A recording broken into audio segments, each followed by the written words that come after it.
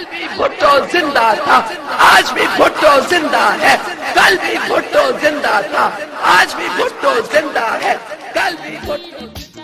नमस्कार दोस्तों 26 दिसंबर 2007 की रात बेनजीर भुट्टो पेशावर से चुनावी रैली कर अपने घर जरदारी हाउस इस्लामाबाद पहुंची तो वो बहुत थकी हुई थी। तभी आईएसआई के प्रमुख मेजर जनरल नदीम ताज का मैसेज मिलता है कि वो एक जरूरी काम से उनसे मिलना चाहते हैं। पूर्व प्रधानमंत्री बेनजीर भुट्टो ने तय किया कि वो थोड़ा आराम कर देर रात जनरल नदीम ताज से मिलेंगी। ये मुलाकात रात 1:30 बजे हुई, जिसमें भुट्टो के सुरक्षा सलाहकार रहमान मलिक भी शामिल थे। जनरल नदीम ताज ने भुट्टो से बताया कि कल की कार्यक्रम में उनकी हत्या करने की प्रयास की जाएगी। तब भुट्टो को लगा कि शायद नदीम ताज उनका कार्यक्रम करने से मना कर रहे हैं और वो चाहते हैं कि ये कार्यक्रम रद्द हो जाए। तभी बेनजीर भुट्टो ने जनरल नदीम ताज से बोला कि यदि आप जानते हैं तो उन्हें गिरफ्तार क्यों नहीं कर लेते हैं। तो नदीम ताज ने उन्हें बताया कि यदि मैं उन्हें गिरफ्तार कर लूँगा तो मेरे सूत्रों का राज खुल जाएगा। तब बेनजीर भुट्टो ने ताज से बोला कि मेरी सुरक्षा बढ़ा दीजिए और ये सुनिश्चित कीजिए कि मुझे और कार्यक्रम में आने वाले लोगों को सुरक्षित रखा जाएगा। तब आईएसआई के प्रमुख ने वादा किया कि वो इसके लिए अपना पूरा जोर लगा देंगे। दोस्तों, ओवेन बेनेट जोन्स अपनी किताब the Bhutto dynasty the struggle for power in India में लिखते हैं कि जब बेनजीर जनरल ताज से मिल रही थी तभी आधी रात के बाद तालिबान का एक हैंडलर नसरुल्लाह अपने साथ 15 साल के 2 बच्चे बिलाल और इकरामुल्लाह को लिए रावलपिंडी पहुंचा था। अगले दिन नसरुल्लाह ने बिलाल को कुछ कारतूसों के साथ एक पिस्टल दी और इकरामुल्लाह को हैंड ग्रेनेड दिया और बिलाल को सलाह दिया गया कि वो ट्रेनर जूतों की जगह कोई और चीज़ अपने पैरों में पहने, क्योंकि सुरक्षा बलों को सिखाया जाता है कि जिहादी ट्रेनर जूते पहनते हैं और वो उसे शक के आधार पर पकड़ सकते हैं। तब बिलाल ने सलाह मानते हुए जूते उतारकर अपनी जगह चप्पल पहन ली। दोस्तों, 27 सितंबर 2007 बेनजीर भुट्टो को भी नहीं पता था कि ये उनके जीवन का आखिरी दिन होने वाला है। हेराल्डो मेनोज अपनी किताब गेटिंग अवे विथ मर्डर में लिखते हैं कि भुट्टो 9 बजे नाश्ता कर इस्लामाबाद के सेरीना होटल में रुके अफगानिस्तान के राष्ट्रपति हामिद करजाई से मिलने पहुंची। करजाई से मिलने के बाद वो 1 बजे जरदारी हाउस पहुंची। उसके बाद उन्होंने खाना खाया और रावलपिंडी में होने वाली चुनावी रैली के लिए रवाना हो गई।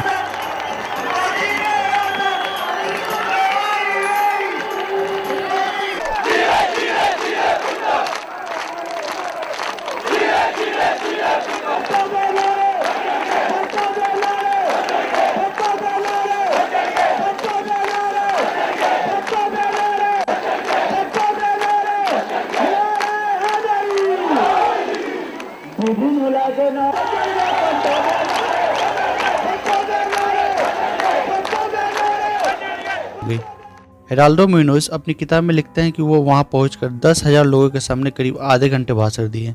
इस दौरान उन्होंने 17 बार अपने पिता का नाम लिया। भाषण खत्म होते ही बेनजीर जिंदाबाद और बेनजीर वजीर आजम के नारों से पूरा इलाका गूंज उठा। भाषण के बाद बेनजीर अपनी गाड़ी में बैठी। उनकी गाड़ी बहुत देर तक रुकी रही क्योंकि उनके समर्थकों ने उसे चारों तरफ से घेर लिया। भीड़ देखकर बेनजीर खड़ी हो गई। उस समय 5:10 हो रहे थे। सुबह से इंतजार कर रहे बिलाल को लगा कि उसका समय आ पहुंचा है। वो पहले बेनजीर के वाहन के सामने गया और फिर उसके बगल में पहुंचा जहां कम लोग मौजूद थे। उसने अपनी पिस्टल निकाली और बेनजीर के सिर पर 3 गोलियां लगातार चला दी। गोली लगते ही बेनजीर पत्थर की तरफ अपने गाड़ी के सीट पर जा गिरी।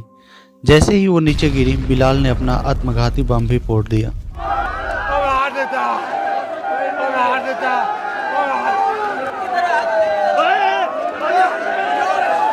मेरे भरा की लड़ो यार, नहीं खत्म हो जाए ना करो, मेरे भरा की लड़ो।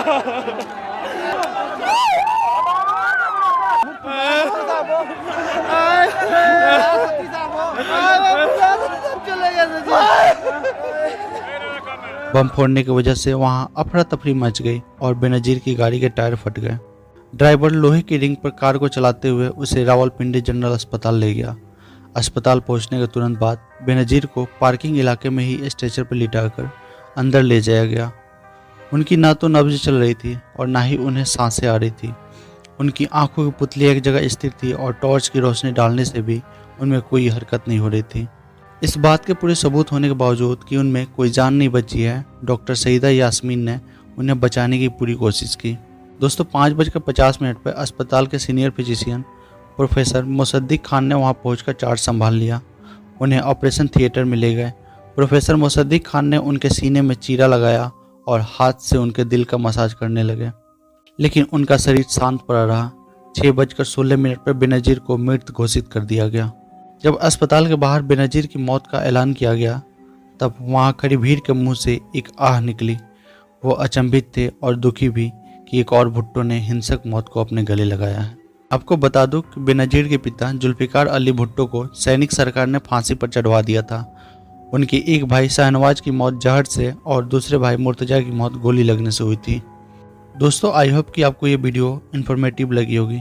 यदि अच्छी लगी हो तो प्लीज़ एक लाइक और सब्सक्राइब जरूर करना। मिलते हैं अगले वीडियो में, तब तक के लिए धन्यवाद।